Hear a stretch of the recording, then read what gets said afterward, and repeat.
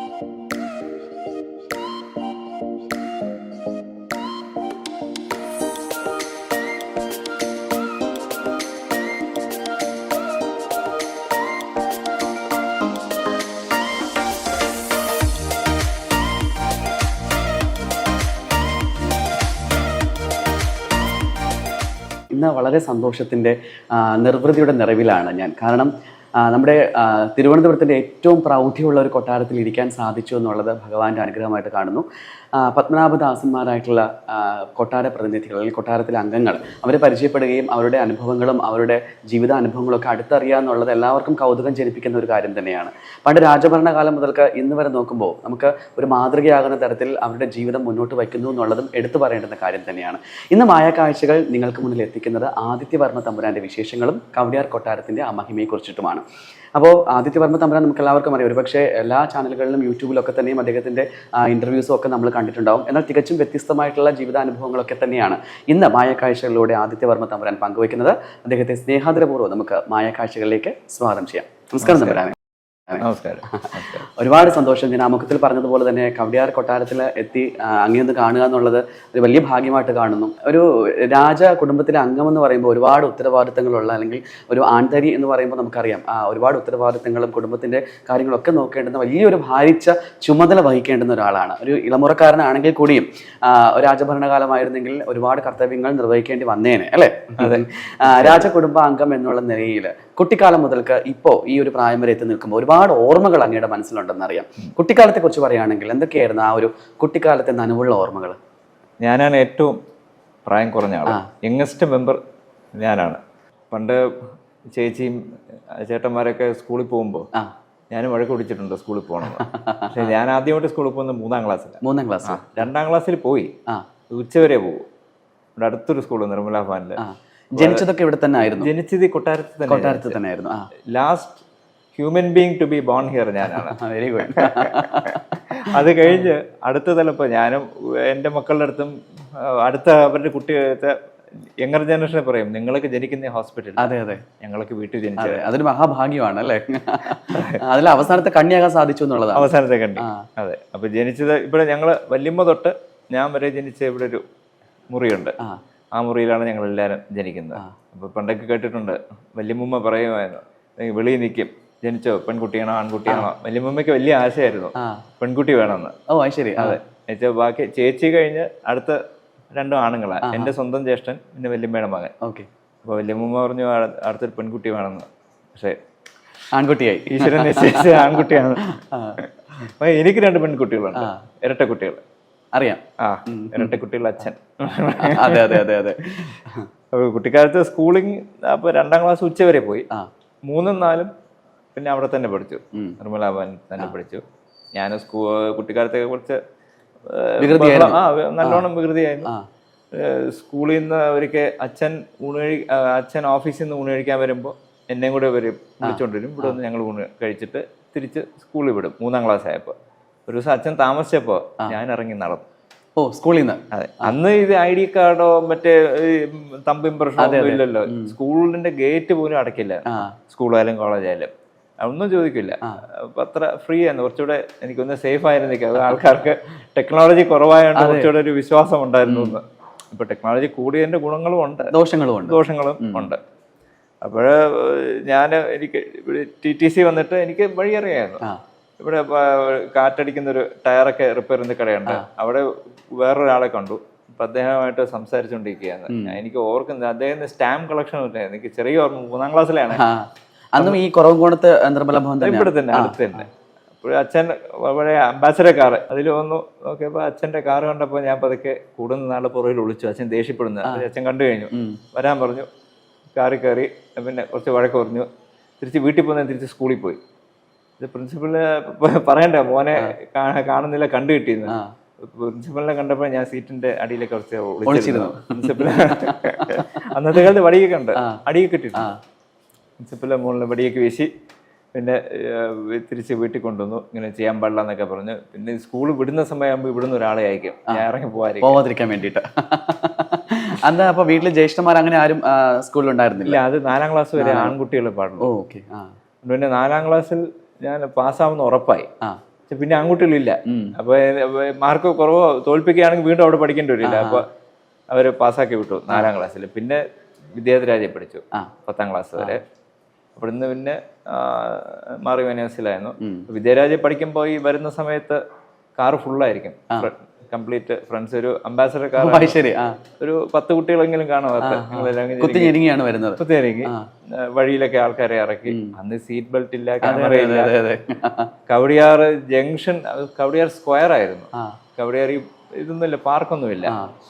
അപ്പൊ അങ്ങനെ നല്ലൊരു ജീവിതമായിരുന്നു 10ാം ക്ലാസ് വരെ. പിന്നെ കോളേജ് ആയപ്പോൾ പിന്നെ മാറി, സിറ്റുവേഷൻ മാറി. നമ്മളെ കുറച്ചുകൂടെ ആൾക്കാരുമായിട്ട് ഇടപെടാൻ സ്കൂളിൽ നിന്നുള്ള അന്ന് പിന്നെ +2 വന്നിട്ടില്ല, പ്രീ ഡിഗ്രി പൊതുവെ. ഇപ്പം അന്നൊരു സ്റ്റാൻഡേർഡ് 20 ഉണ്ടായിരുന്നു വണ്ടി, പഴയ സ്റ്റാൻഡേർഡ് 20. അതിൻ്റെ വാനായിരുന്നു. ഒരു 10-12 പേര് കയറുന്നൊരു, 10-12 അല്ല, എനിക്കൊന്ന് 20 അടുപ്പിച്ചേറും. അപ്പം അതിൽ വരുന്ന വഴി കുട്ടികളെയൊക്കെ ഇറക്കി വിട്ടിട്ട് എനിക്കിപ്പോഴും ഓർമ്മയുണ്ട്. ഒരാള് ഓട്ടോഗ്രാഫൊക്കെ ഉണ്ട്. ഇന്നിപ്പോ എല്ലാം വാട്സാപ്പ് കയ്യക്ഷരത്തിൽ ഈ സ്റ്റാൻഡേർഡ് 20 പടം വരച്ചിട്ട് വർമ്മ ട്രാവൽസ് എഴുതിയിട്ട് ഞങ്ങൾ ഒരിക്കലും we will never forget Varma travels. കാറിനോടുള്ള ഭ്രമം അന്ന് മുതൽക്കേ ഉണ്ടോ? ഞാൻ 11 വയസ്സിൽ വണ്ടി ഓടിച്ചു തുടങ്ങി ഗേറ്റിനകത്ത്. പഴയ ഒരു വോക്സ് വാഗൺ ബീറ്റിലുണ്ടായിരുന്നു വല്യച്ഛൻ്റെ. അപ്പോഴതിൽ ഇങ്ങനെ വലിയച്ഛൻ തന്നെ അടുത്തിരുന്നിട്ട് സ്റ്റിയറിംഗ് തന്നിട്ട് ഓടിച്ചോളാൻ പറഞ്ഞു. ഇതിൻ്റെ അകത്ത് തന്നെ. പിന്നെ അത് പെട്ടെന്ന് അത് എന്താണ് വണ്ടി ഓടിക്കാൻ പഠിച്ചു. പിന്നെ 18 വയസ്സായാലും വെളിയിറങ്ങാവും, ലൈസൻസ് എടുക്കാൻ പറ്റുള്ളൂ. അങ്ങനെ പഠനം മുഴുവനായിട്ട് നമ്മുടെ തിരുവനന്തപുരത്ത് തന്നെയാണ് നിർവഹിച്ചത് അല്ലേ? ഈ കുട്ടിക്കാലം പറയുമ്പോൾ നമുക്ക് ഒരുപാട് ഓർമ്മകൾ മനസ്സിലേക്ക് വരും അല്ലെ? പ്രത്യേകിച്ച് വിശേഷ അവസരങ്ങളിലൊക്കെ തന്നെയും. ഓണം എന്നൊക്കെ പറയുമ്പോൾ എപ്പോഴും ഗൃഹാതുരത്വം ഉണർത്തുന്ന ഒരുപാട് നല്ല ഓർമ്മകൾ സമ്മാനിക്കുന്ന മുഹൂർത്തങ്ങളായിരിക്കും ഓണക്കാലം, വിഷു എന്നൊക്കെ പറയുമ്പോൾ. ഓണക്കാലത്തെക്കുറിച്ച് പറയുകയാണെന്നുണ്ടെങ്കിൽ എങ്ങനെയായിരുന്നു ഓണം? മറ്റേ നമ്മൾ സാധാരണക്കാർ ആഘോഷിക്കുന്ന പോലെ തന്നെ വളരെ ആർഭാടമായിട്ടും നമുക്കറിയാം, കാണിക്കാരൊക്കെ വരികയും ഒരുപാട് സമ്മാനങ്ങളൊക്കെ കൊണ്ടുവരികയും തേനൊക്കെ കൊണ്ടുവരികയും. കാണിക്കാരൊക്കെ ഈയിടയ്ക്കാണ് വന്നു തുടങ്ങിയത് അല്ലേ? പണ്ട് നമ്മുടെ ശരിക്കും സ്കൂൾ ഡേയ്സിൽ ഓണം എന്ന് പറയുന്ന ആദ്യം സന്തോഷം 10 ദിവസം അവധി. അതാണ് 10 ദിവസം ഹോളിഡേ ആണല്ലോ. ഹോളിഡേ ആണ്. പിന്നെ പിന്നെ സദ്യ, പിന്നെ ഓണം സമയത്ത് നമ്മുടെ ഒരുപാട് എൻ്റെ ജ്യേഷ്ഠൻ്റെ, പിന്നെ വല്യമ്മയുടെ, പിന്നെ വല്യച്ഛൻ്റെ, പിന്നെ വേറെ ഒരു അപ്പൂപ്പനൊക്കെ ഉണ്ടായിരുന്നു. അവരുടെയൊക്കെ പിറന്നാളിൽ ഈ ഓണം സമയത്താണ്. ഓ അത് ശരി. ആ, അപ്പോൾ വീട് ഫുൾ അവിട്ടം തിരുവോണം അങ്ങനെ പോകും. ചതയം, വല്യച്ഛൻ, തിരുവോണം, വേറൊരു അപ്പൂപ്പനുണ്ടായിരുന്നു. തിരുവോണത്തിന് എനിക്ക് അമ്മായിയൊക്കെ ഉണ്ടായിരുന്നു. ഈ ഓണത്തിന് എല്ലാവരും എല്ലാ കുടുംബാംഗങ്ങളും ഒരുമിക്കും അല്ലേ? അങ്ങനെ വന്ന് ഊണ് കഴിക്കുക. പിന്നെ പണ്ട് ഈ എന്താണ് പട്ടമൊക്കെ ഉണ്ടായിരുന്നു, അതൊക്കെ ഉണ്ടാക്കിയെടുക്കുന്ന ഇവിടെ ഒരാളുണ്ടായിരുന്നു. അപ്പൊ അദ്ദേഹം തന്നെ ഉണ്ടാക്കി അതൊക്കെ പുറത്ത്, അതൊക്കെ നല്ല കളിക്കാനും ഒക്കെ ഒരുപാട് വലിയ അങ്കണം ഉള്ളത് കൊണ്ട് തന്നെയും അല്ലേ കളിക്കാൻ വരും. പിന്നെ സ്കൂളിൽ നിന്ന് കുട്ടികളൊക്കെ വരുമായിരുന്നു ക്രിക്കറ്റ് കളിക്കാനും. സ്പോർട്സിനോടും കുറച്ച് താല്പര്യമുള്ള കൂട്ടത്തില്ല. സ്പോർട്സ് ഏതാണ് മെയിൻ ആയിട്ട് നോക്കുന്നത്? ഇപ്പോഴും മെയിനായിട്ട് ബാഡ്മിന്റൺ. ഓ ശരി ശരി ശരി. പിന്നെ ടെന്നീസ് കളിക്കും. പിന്നെ ഇപ്പോ മെയിൻ ടെന്നീസും ഇതും തന്നെയാണ് ഇപ്പൊ മെയിൻ കളിക്കുന്നത്, ബാഡ്മിന്റൺ. ഈ ഓണ സദ്യ എന്ന് പറയുമ്പോൾ നമ്മൾ സാധാരണ എല്ലാവരും കഴിക്കുന്ന പോലെ ആ വിഭവങ്ങളാണോ, വ്യത്യസ്തമായിട്ടുള്ള എന്തെങ്കിലും വിഭവങ്ങൾ ഒരുക്കാറുണ്ടോ ഓണത്തിന്? ഇല്ല, സാധാരണ സാമ്പാർ, ഒട്ടുമിക്ക ദിവസങ്ങളിലും വെജിറ്റേറിയൻ ആയതുകൊണ്ട് തന്നെ അത്തരത്തിലുള്ള വിഭവങ്ങൾ എല്ലാ ദിവസത്തിനും തന്നെ. അല്ല, അതിന് ചോദിച്ചാൽ വിഭവങ്ങളെല്ലാം തന്നെ മാറിയും തിരിഞ്ഞൊക്കെ ആയിരിക്കുമല്ലോ. അതെ, ഞാൻ പിന്നെ ആഹാരത്തിനോട് വലിയ ഒരു കമ്പമില്ല, പക്ഷെ സെലക്ടഡ് കഴിക്കും. കൂടുതൽ ഈ പുളിശ്ശേരി അങ്ങനത്തെ സാധനങ്ങളെ കഴിക്കും. പിന്നെ തറയിരുന്ന കഴിക്കുന്നത്. പിന്നെ പണ്ട് അല്ലാത്ത സമയത്തും തന്നെയാണ്. പിന്നെ പണ്ട് 4-5 പപ്പടം ഭയങ്കര ഇഷ്ടമായിരുന്നു. പിന്നെ ഇടയ്ക്ക് ചുമ്മാ BP നോക്കിയപ്പോ ശകലം ഈ 5 പപ്പടം കഴിക്കുന്നുണ്ടായിരുന്നു കൂടി, അത് കട്ട് ചെയ്ത് ഒന്നാക്കി ബാക്കിയൊക്കെ നോർമലായി. പിന്നെ പശുവുണ്ട് ശകലം, പശു ഉൾപ്പെടെ ഉണ്ട്. 25 കൂടുതലുണ്ട്. കൊട്ടാരത്തിന് ആവശ്യമുള്ള പാലെല്ലാം എല്ലാം ഇവിടെ നിന്ന് കിട്ടും. എന്റെ കുട്ടിക്കാലം വരെ, എനിക്കൊരു വല്യമ്മ ഉണ്ടായിരുന്ന സമയം വരെ ഇവിടെ ഒരുപാട് പശുക്കളുണ്ടായിരുന്നു. പശു തൊഴുത്തും മറ്റേ പശുവിന്റെ വെള്ളം കുടിക്കാൻ കൽത്തൊട്ടിയൊക്കെ അതിൽ ആയിരുന്നു. ഞങ്ങള് കുട്ടിക്കാലത്ത് പോകുമ്പോഴ് പശുത്തൊഴുത്തിൽ പോകുമ്പോ ഇവര് നോക്കുന്ന ആള് കൂട്ടൊന്നുമില്ല, ഇങ്ങനെ ഒരു കൊളുത്തിട്ടിട്ടു. ഞങ്ങള് തുറന്ന അകത്ത് കയറി, ഞാനും ചേട്ടന്മാരും കൂടെ അകത്ത് കയറിയിട്ട് കന്നുകുട്ടിയെ പാല് കുടിക്കാൻ മാറ്റി കെട്ടിയിരിക്കും. അതിനെ അഴിച്ചു വിട്ട് ഞങ്ങൾ പോകും. രാവിലെ പാല് കറക്കാൻ വരുമ്പോ അല്ലേ? അല്ല, അദ്ദേഹം വൈകിട്ട് വരുമ്പോ പശു കുട്ടി പാലൊക്കെ കുടിച്ച് സുഖമായിട്ടിരിക്കും. അങ്ങനെയുള്ള വികൃതികളൊക്കെ ഒപ്പിച്ചിട്ടുണ്ട് പണ്ട്. ഫുഡി അല്ലെന്ന് അറിയാമെങ്കിൽ ഇഷ്ടപ്പെട്ട ഭക്ഷണം ഏതായിരുന്നു? ഇഡ്ഡലി ദോശ, ചോറ്, സാമ്പാർ, പുളിശ്ശേരി, ഇതൊക്കെയാണ് ഇഷ്ട ഭക്ഷണം. അത്രേ ഉള്ളൂ.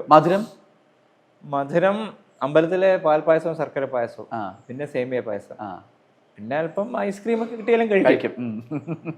അമ്മയും അച്ഛനൊക്കെ എങ്ങനെയായിരുന്നു? ഭയങ്കര സ്ട്രിക്റ്റ് ആയിരുന്നോ, അതോ അവര് നമ്മുടെ ഇഷ്ടത്തിനനുസരിച്ച് നമ്മൾ കാര്യങ്ങൾ ഇന്നതുപോലെ വളരണം, അല്ലെങ്കിൽ എന്തിനായിരിക്കും നമ്മുടെ ഒരു ഫോക്കസ്, നമുക്കൊരു മാർഗദർശനം? തറയിലിരുന്ന് ജപിക്കുക, ശ്ലോകങ്ങളൊക്കെ അമ്മയാണ് പഠിപ്പിക്കുന്നത്. അപ്പോൾ ആ പറഞ്ഞ ശ്ലോകങ്ങൾ തന്നെയാണ് ഇപ്പോഴും. ഞാൻ അക്കാഡമിക്കലി പഠിക്കാൻ കുറച്ച് പ്രൊമോട്ട്, ശ്ലോകങ്ങളൊക്കെ പെട്ടെന്ന് പഠിക്കുമായിരുന്നു. ഇപ്പോഴും അത് മുടങ്ങാതെ ജപിക്കാറുണ്ട്. ഇപ്പോഴും സഹസ്രനാമമൊക്കെ ഓൾമോസ്റ്റ് കാണാപാഠമാണ്. വിവാഹ ജീവിതത്തിലേക്ക് കടന്നു എത്ര വയസ്സിലായിരുന്നു വിവാഹമൊക്കെ നടക്കുന്നത്? 29ാമത്തെ വയസ്സിൽ. വേളി കഴിഞ്ഞിട്ട് എങ്ങനെയായിരുന്നു പിന്നീടുള്ളൊരു നമ്മുടെ ലൈഫിലൊരു ടേണിംഗ് പോയിന്റ് ആണല്ലോ അല്ലെ വിവാഹം എന്ന് പറയുമ്പോൾ? നമ്മൾ അതുവരെ ജീവിച്ചു പോകുന്ന ഒരു സിസ്റ്റത്തിൽ നിന്ന് നമ്മൾ മാറി വേറൊരു ചുവടിലേക്ക് വെക്കുകയാണ്. ഒരു ഫാമിലി മെമ്പർ, കുറച്ചുകൂടി വൈഡായിട്ട് നമ്മൾ ചിന്തിക്കാൻ തുടങ്ങും. ഒരാൾ കൂടി നമ്മുടെ ജീവിതം ഷെയർ ചെയ്യുകയാണ്. അപ്പോൾ എങ്ങനെയായിരുന്നു പിന്നീട് അങ്ങോട്ടുള്ള ഒരു ജീവിതം വിവാഹിതനായ? ഞാൻ കുറച്ച് ഫോട്ടോഗ്രാഫി സംഭവമായിരുന്നു. ഇപ്പോഴും ഉണ്ട്. പോയ ചെറിയൊരു ട്രാവൽ ലോഗ് ഒക്കെ ഞാൻ ഇറക്കിയിട്ടുണ്ട്. ആദ്യ കൈലാസം കഴിഞ്ഞ വർഷം പുസ്തകം എഴുതിയിട്ടുണ്ട്. ആദ്യ കൈലാസം എഴുത്തല്ല, ട്രാവൽ ലോഗായിട്ട്. വൈഫിനും ഫോട്ടോഗ്രാഫി ഇൻട്രസ്റ്റ് ഉണ്ട്. അപ്പൊ ഞങ്ങള് തിരുവനന്തപുരത്ത് നിന്നായിരുന്നു വിവാഹമൊക്കെ? വിവാഹം തരുന്നത് വൈഫിന്റെ സ്ഥലം മറിയപ്പള്ളി കൊട്ടാരം, കോട്ടയം അടുത്ത്. അവിടെ നിന്നായിരുന്നു. അറേഞ്ച്ഡ് മാരേജ് ആയിരുന്നു. പ്രണയം ഒന്നും പഠിക്കുന്ന സമയത്ത് ആരോടത്തും തോന്നിയിട്ടില്ല അല്ലേ? എന്നാലും പ്രണയം ഉണ്ടാവും. ഞാൻ അതിനു വേണ്ടി പഠിക്കുന്ന സമയത്ത് നമ്മള് പഠിക്കുക, പ്രണയം അതൊക്കെ അതിനുള്ളൊരു മെച്യൂരിറ്റി ഇല്ല, എനിക്കായിട്ടില്ല. എനിക്ക് തന്നെ അറിയാം. അപ്പൊ പിന്നെ നമ്മൾ വെറുതെ ആവശ്യമില്ലാത്ത കാര്യത്തോട്ട് ഞാനധികം ഇടപെടാൻ പോയിട്ടില്ല. പിന്നെ സൗഹൃദം എല്ലായിടത്തും നല്ല സൗഹൃദമായിരുന്നു. ബാക്കി ഇങ്ങോട്ടും അധികം ആൾക്കാർ പറഞ്ഞിട്ടില്ല. അധികമല്ല, അങ്ങനെ ആരും പറഞ്ഞിട്ടില്ല എന്നാണ് എൻ്റെ ഓർമ്മ. എല്ലാവർക്കും ഒരു റെസ്പെക്ട് ആയിരിക്കും അന്ന് അല്ലേ, ഈ പറഞ്ഞ പോലെ ക്ലാസ്സിൽ പഠിക്കുമ്പോൾ കുട്ടികൾക്ക് ഇഷ്ടമായിരുന്നു. പിന്നെ അവർക്ക് ഈ കൊട്ടാരനൊക്കെ ഒരു ക്യൂരിയോസിറ്റി ഉണ്ടായിരുന്നു. ഞാറാട്ടിന് വാള് പിടിച്ച് പോകുന്ന പടമൊക്കെ കണ്ടിട്ടുണ്ട്. അപ്പൊ ചോദിക്കും വീട്ടിൽ വാളുണ്ടോ, പിന്നെ തോക്കുണ്ടോ എന്നൊക്കെ ചോദിച്ചിട്ടുണ്ട്. അതിന് വാള് വീട്ടിലില്ല, നമ്മുടെ കോട്ടയ്ക്കകത്ത് വെച്ച് പൂട്ടി വെച്ചിട്ടുണ്ട് പറഞ്ഞിട്ടുണ്ട്. പിന്നെ ആറാട്ടിന് പോകുമ്പോ ഈ ഫ്രണ്ട്സ് ഒക്കെ സൈഡിൽ നിന്ന് ടാറ്റയൊക്കെ കാണിക്കും. അപ്പൊ നമുക്ക് ടാറ്റ കാണിക്കാൻ ഒക്കില്ല, കൈ വാളി. അപ്പൊ വിവാഹത്തിന് ശേഷമുള്ള ലൈഫിനെ കുറിച്ചാണ് പറഞ്ഞു കൊടുക്കുന്നത്. വിവാഹത്തിന് ശേഷം ഞാൻ ഇവിടെ തന്നെയായിരുന്നു, വൈഫ് എൻ്റെ കൂടെ തന്നെ. പ്രത്യേകം പിന്നെ ഞങ്ങൾ കുറച്ച് ആഫ്രിക്കൻ അത് കുട്ടികളായി കഴിഞ്ഞിട്ട് കുഞ്ഞുങ്ങളെ കൊണ്ട് ട്വിൻസ് ആഫ്രിക്കയിൽ പോയി. പക്ഷെ അവർക്കും ഇഷ്ടപ്പെട്ടു ആഫ്രിക്ക. അവർക്ക് അവിടുത്തെ സിസ്റ്റമായിട്ടൊക്കെ ആഹാരം ഇത്തിരി പ്രശ്നമാണ്, എന്നാലും എനിക്ക് വളരെ ഇഷ്ടപ്പെട്ടു ശരിക്കും. ഞാൻ കൂടെ ഒരു നേച്ചർ ലവറാണ്. കംപ്ലീറ്റ് അവിടെ ഞാൻ ടാൻസാനിയ എന്നുള്ള സ്ഥലം അറിയാമല്ലോ, കൺട്രി അറിയാം. അവിടെ സെറംഗെറ്റി എന്നൊരു നാഷണൽ പാർക്കുണ്ട്. അവിടെ എൻ്റെ ഓർമ്മ ശരിയാണെങ്കിൽ ഒരു 300-350 കിലോമീറ്ററോളം മണ്ണ് റോഡാണ്. റോഡ് ടാർ പോലും ചെയ്യില്ല. വണ്ടിയൊക്കെ പോകുന്നത് തന്നെയാണ്. വണ്ടി പോകുന്നത് ലാൻഡ് ക്രൂസറിന്റെ വലിയ വണ്ടി. ഞങ്ങളൊരു വണ്ടി ഹയർ ചെയ്ത് പോയതാ. അപ്പൊ അവിടെ വലിയൊരു ക്രേറ്റർ ഉണ്ട്, നൊറംഗറോ ക്രേറ്റർ എന്ന് പറഞ്ഞ. അപ്പൊ അത് ശരിക്കും വേൾഡ്സ് ലാർജസ്റ്റ് എക്കോസിസ്റ്റം എന്നാ പറയുന്നത്. അതിൻ്റെ അകത്ത് എല്ലാ മൃഗങ്ങളും ഉൾക്കൊള്ളുന്നുണ്ട്. ഒരു ചെറിയ തടാകമുണ്ട്. നല്ല സ്ഥലം, പ്രകൃതിക്ക് കോട്ടം വരാത്ത രീതിയിൽ അത് അതുകൊണ്ട് റോഡ് അവർ ടാർ ചെയ്തിട്ടില്ല. അതെ അതെ, നമ്മളൊക്കെ അത് മാതൃകയാക്കേണ്ടതാണ് അല്ലേ. നമ്മുടെ ഇവിടെ എല്ലാ നല്ല കാര്യങ്ങളുണ്ട്, ഇംപ്ലിമെന്റേഷന്റെ ആണ്. അതെ അതെ, അതിപ്പോ നമ്മളിപ്പോ ട്രെയിനിൽ തന്നെ വരുമ്പോൾ നോക്കണം, റെയിൽവേ പാളത്തിന്റെ സൈഡില് ആൾക്കാർ കുപ്പികള്, ചപ്പലുകള്, ഗ്ലാസ്. എന്തിന് സർക്കാരിനെ എന്തിനു കുറ്റം പറയുന്നു? നമ്മളെ തന്നെ വേണം. തീർച്ചയായിട്ടും ഒരിക്കലും ചെയ്യാൻ പാടില്ല. ശരിക്കും ഏറ്റവും കൂടുതൽ ഈ പേട്ട തമ്പാനൂരിന്റെ ഇടയ്ക്കായിരുന്നു ഒരാട്ട് കാലത്ത് ഈ ട്രെയിന് സിഗ്നലിൽ പിടിച്ചിടുമല്ലോ. ഞാൻ വിചാരിക്കുന്ന ആൾക്കാരുടെ ദേഷ്യം കാണിക്കുന്നതായിരിക്കും. ഒരുപാട് സ്ഥലങ്ങളിൽ ട്രെയിൻ ഇങ്ങനെ പിടിച്ചിടും. അപ്പൊ ഈ സ്റ്റേഷൻ കാണാം, പക്ഷെ ഇറങ്ങാക്കൂല. ആൾക്കാർ കുപ്പി എറിയും, ഗ്ലാസ് എറിയും. പക്ഷെ ഇതേ ആൾക്കാര് ഇന്ത്യക്ക് പുറത്തു പോയി ഇവര് ചെയ്യില്ല. ആ നിയമം കർക്കശമായതുകൊണ്ട് അവർക്കൊരു പേടിയുണ്ട്. അവർ വേസ്റ്റ് ഈസ് അവർ റെസ്പോൺസിബിലിറ്റി എന്നുള്ളൊരു സിസ്റ്റം അല്ലെ. അത് നമ്മൾ വന്നു കഴിഞ്ഞാൽ തന്നെ ഒരു പരിധിവരെ നമ്മുടെ ഈ കൊച്ചു കേരളം വളരെ മനോഹരമായിട്ട് സംരക്ഷിക്കാൻ സാധിക്കും. ഇവിടെ ആൾക്കാർ, നമുക്ക് ഏറ്റവും സിവിക് സെൻസ് ഉള്ളത് കേരളത്തിലാണ് ആൾക്കാർ. പക്ഷെ ആ കുറച്ചുകൂടെ അത് പ്രാക്ടിക്കൽ അത് ഇംപ്ലിമെന്റ് ചെയ്യണം. കുറച്ചുകൂടെ ആൾക്കാർ കുറച്ചുകൂടെ ഒന്ന് എന്താണ് കോഷ്യസ് ആയി കഴിഞ്ഞാൽ, പ്രത്യേകിച്ച് ഇപ്പോഴത്തെ പ്ലാസ്റ്റിക്കും എക്കോ പ്രകൃതിയിൽ തന്നെ ഒരുപാട് മാറ്റങ്ങൾ വരികയല്ലേ. ഡിസംബറിൽ ഇടിയും മഴയും. അതെ, നമ്മള് കാലം തെറ്റിയ കാലം എന്ന് പറയുന്ന പോലെ. മഴക്കാലത്ത് വെയിലും, വെയിൽ കാലത്ത് മഴയും, തണുപ്പ് കാലത്ത് ചൂടും, ചൂട് കാലത്ത് തണുപ്പും. എന്തൊക്കെയാണ് പ്രധാനപ്പെട്ട ഹോബീസ് ഒക്കെ? അമ്മ എഴുതുന്നറിയാം. അമ്മ എഴുതും. തമ്പുരാൻ എഴുത്തിന്റെ വഴികളിലേക്കൊന്നും ചിന്തിച്ചിട്ടില്ല. അതിലോട്ടല്ല കമ്പം. അല്ല, കൂടുതലും യാത്രകളാണ്. യാത്രകളാണ്, ഒരുപാട് യാത്ര. എനിക്ക് തോന്നുന്നു എല്ലായിടത്തും ഓൾമോസ്റ്റ് പോയിട്ടുണ്ടെന്ന് തോന്നുന്നു അല്ലേ? അമേരിക്ക പോയിട്ടില്ല. പിന്നെ അടുത്തത് എനിക്ക് ഒറ്റയ്ക്കാണോ പോകുന്നത്, വിത്ത് ഫാമിലി ആണോ? ഫാമിലി ഇപ്പൊ ആദ്യകാലം പോയെന്ന് പറഞ്ഞാൽ ഒറ്റയ്ക്കാണ് പോയത്. നമ്മുടെ വേറെ രണ്ടുപേരെ കൂടെ പോയി. നമ്മുടെ മനോരമയിലെ ജയേന്ദ്രൻ അദ്ദേഹം ഞാനും പിന്നെ ഒരു അഖിൽ എന്ന് പറഞ്ഞൊരു, ഞങ്ങള് 3 പേരായിട്ടാണ് പോയത്. പക്ഷെ അവിടെ ഇവരെ കൊണ്ടുപോകൂല. ഞാൻ തന്നെ ഈ നെറ്റിൽ നോക്കിയിട്ട് വളരെ പ്രയാസമായി. പാറ ഏത് നിമിഷം ഇടിഞ്ഞു വീഴാം. പിന്നെ മൊബൈൽ നെറ്റ്വർക്ക് ഇല്ല, കമ്മ്യൂണിക്കേഷൻ ഇല്ല.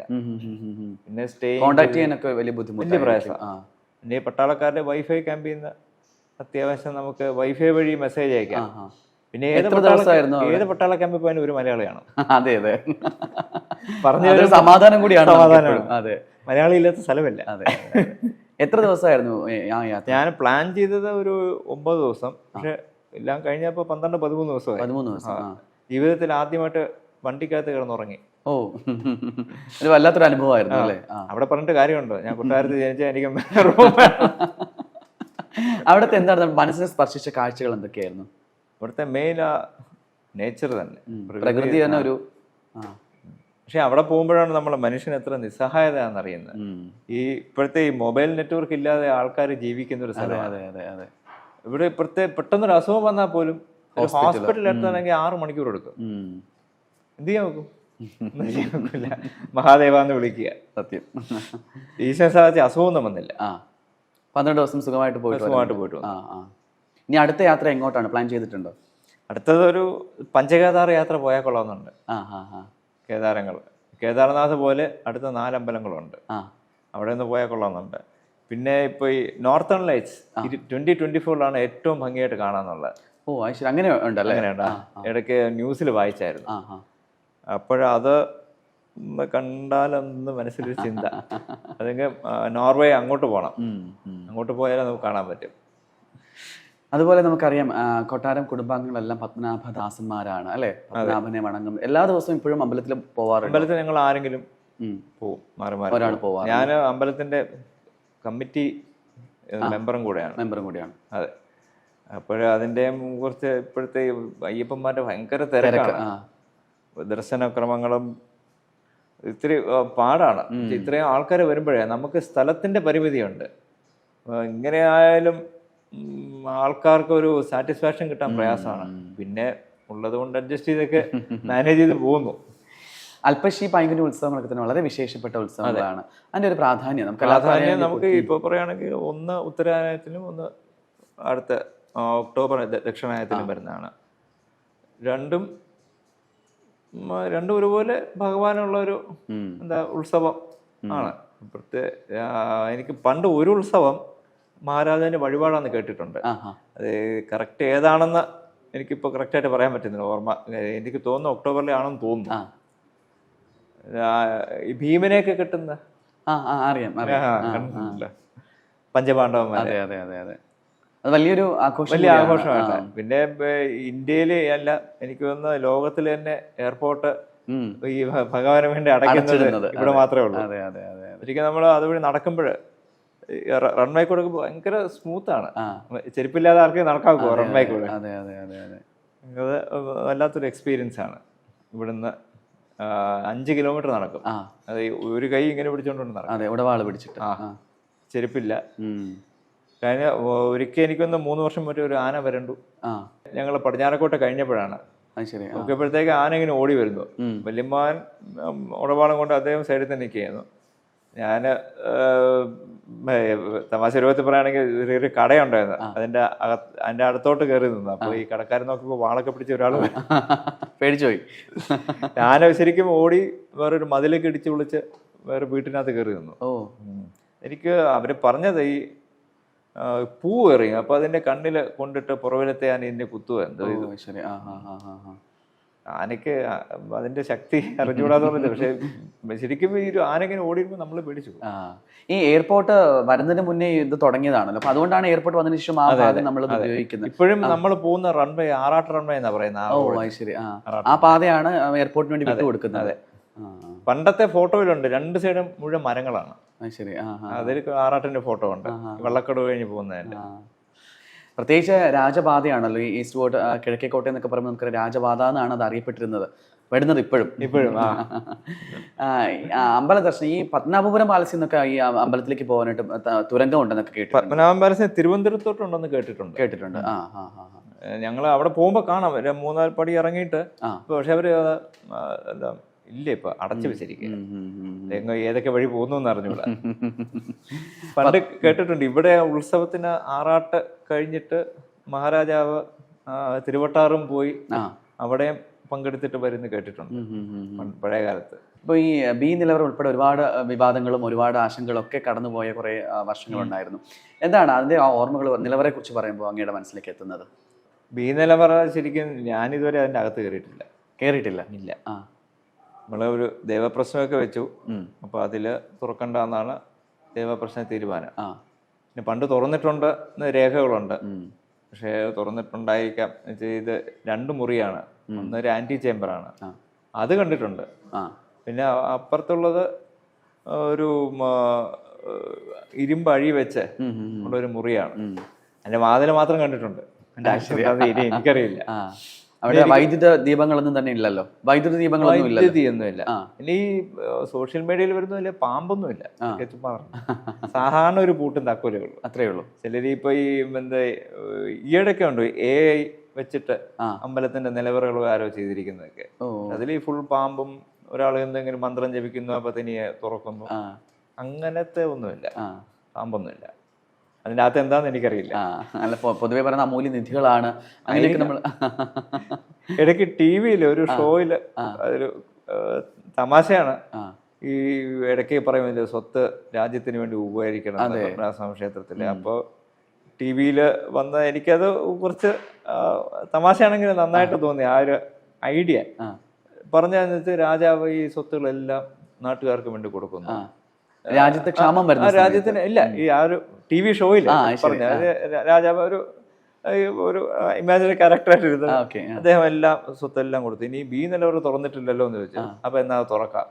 തുറന്നപ്പോ രാജാവ് കടം വാങ്ങിച്ചതിന്റെ കണക്കാണ് കൊടുത്തത് ഇരട്ടി തിരിച്ചു വാങ്ങിച്ചു. അങ്ങനെ കോമഡി രൂപത്തിൽ. പക്ഷെ എനിക്ക് പണ്ട് കേട്ടിട്ടുള്ളത് കോയിൻസ് ആയിരിക്കും എന്നാണ് കേട്ടിരിക്കുന്നത് ബി നിലവറക്കകത്ത്. പിന്നെ ആധികാരികമായിട്ട് പറയാൻ മാർത്താണ്ഡവർമ്മ രാജാവ് തൃപ്പടിദാനം ചെയ്യുമ്പോൾ മുതൽക്കേ ഉള്ളതാണെന്ന് തോന്നുന്നു അല്ലെ? അതിനു മുമ്പേ ഉണ്ട്. അതിന് മുന്നേ ഉണ്ട്. ഞാനൊരു 1340 ജീസസ് ക്രൈസ്റ്റിന്റെ കോയിൻ അതിനകത്തുണ്ട്, ഞാൻ കണ്ടിട്ടുണ്ട്. 1340. മാർത്താണ്ഡ മഹാരാജ് തൃപ്പടിദാനം 1750 അല്ലേ?